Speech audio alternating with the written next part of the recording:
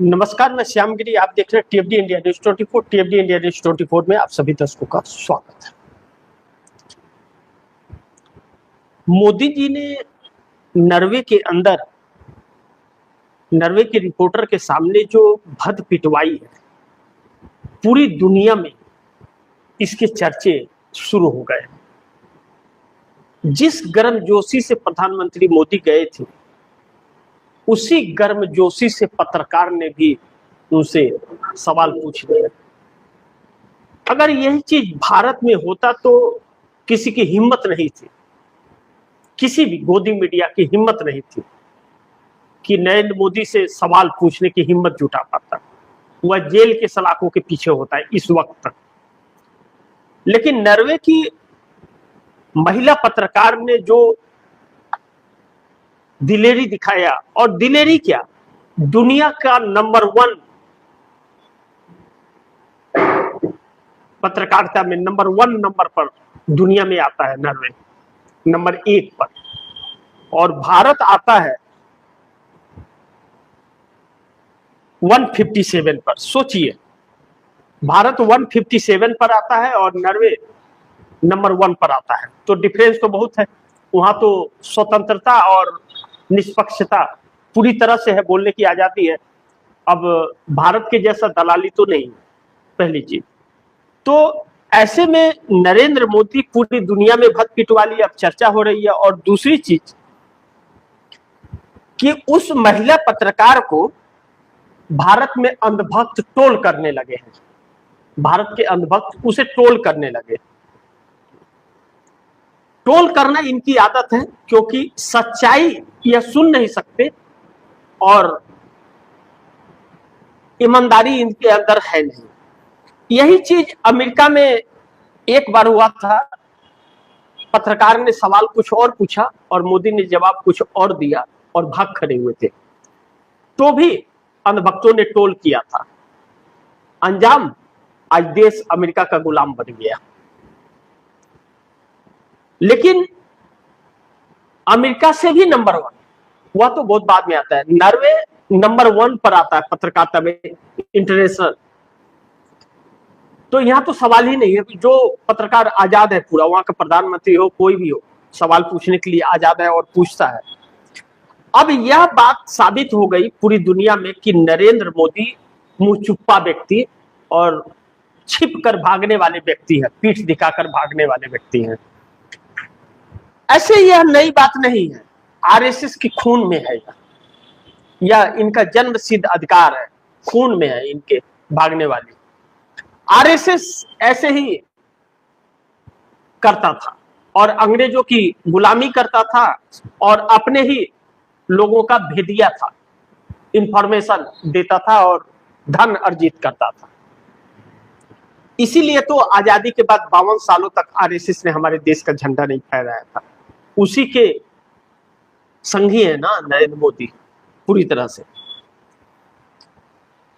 अब ऐसे में फिर तो मोदी का खेल खत्म है दुनिया में। अमेरिका में ट्रंप के अधीन है, उनके गुलाम है, या पूरी तरह से 100% मोदी गुलाम है अमेरिका के, इसमें कोई शक नहीं है। क्योंकि अब देश में संकट आई है तेल पानी की, और अमेरिका के सामने एप्लीकेशन लगा रहे हैं दरबारी के जैसे कि आदेश दे दीजिए मालिक, हम जाकर के तेल ले लें। उसने कहा नहीं, नहीं ले सकते, बिना तेल के रहो, और चुप हो गए।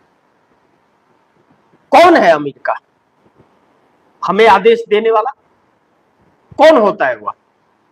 लेकिन इन्होंने गुलामी का हस्ताक्षर किया है, डील किया है। राहुल गांधी कहते हैं कि एप्स्टीन से बचने के लिए सारे डील हुए हैं, और अडानी को छुड़ाने के लिए, अडानी का केस सेटलमेंट कराने के लिए, और कई 100 करोड़ भारत से जाने वाले हैं वहां छुड़ाने के लिए। अब ऐसे में अब इनकी क्या इज्जत रह जाएगी बाकी जगह? वैसे भी इज्जत इनकी तो कोई थी ही नहीं, इज्जत थी ही नहीं। 12 साल में झप्पी पप्पी वाला हिसाब किताब इनका रहा। लेकिन इस बीच जेडीयू के अंदर एक बड़ी बगावत को जन्म दे दिया है। नीतीश कुमार का अपमान करना नरेंद्र मोदी की पार्टी भारतीय जनता पार्टी को अब भारी पड़ेगी, क्योंकि जेडीयू के पूर्व सांसद आनंद मोहन सिंह ने बगावत कर दिया और अब जेडीयू में उस बगावत का सुर उठ गया, एक्टिव हो गए लोग। और नीतीश कुमार जितने नेता है सबको फोन लगाना उन्होंने शुरू कर दिया, राजपूतों को, और सबको इकट्ठा कर रहे हैं। और अब फैसला नीतीश कुमार करेंगे, क्योंकि आनंद मोहन की बातें बड़ी दिलचस्प थी कि 85 एमएलए की ताकत के साथ स्टेज पर खड़ा व्यक्ति और उसकी तस्वीर तक नहीं। अब भारतीय जनता पार्टी नंबर 1 की पार्टी बन गई, सत्ता में आ गई है, तो अब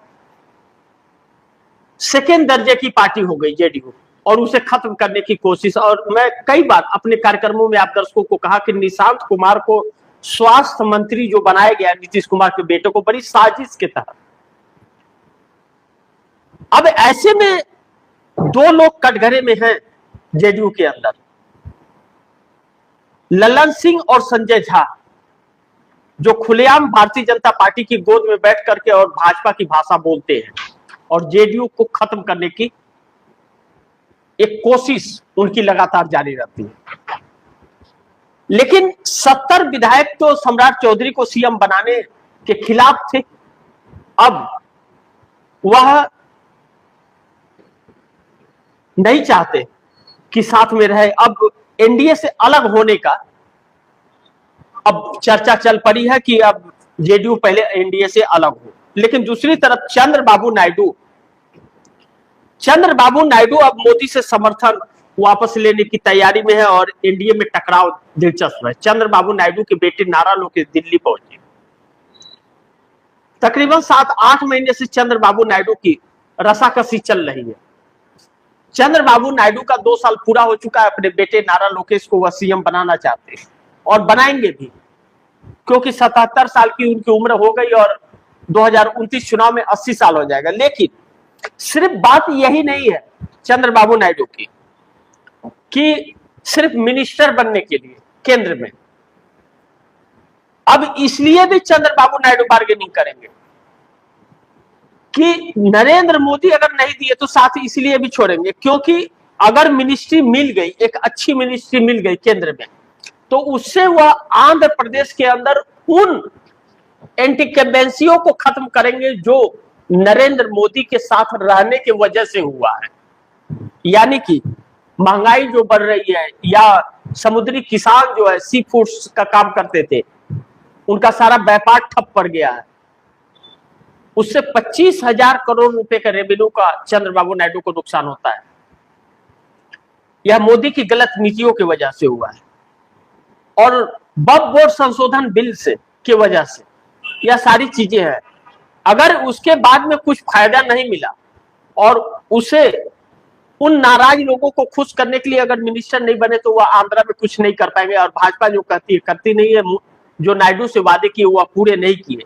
तो अब ऐसे में टकराव बढ़ गया है और अगर बात नहीं मानी मोदी तो समर्थन वापसी तक भी बात मोदी के साथ जा सकती है, क्योंकि चंद्रबाबू नायडू अब खासे परेशान हो गए। लेकिन उसी आंध्रा में 2 सांसद और 19 एमएलए पवन कल्याण के, जो 19 विधायक उनके 19 से 20 है, उनके विधायक जो चंद्रबाबू नायडू को समर्थन दे रहे हैं और 2 सांसद नरेंद्र मोदी को, उन्होंने अब उनके कार्यालय में बगावत हो गया। अब कार्यकर्ता उनके और उनके नेता यह कहने लगे कि आप नायडू और मोदी दोनों का साथ छोड़ो।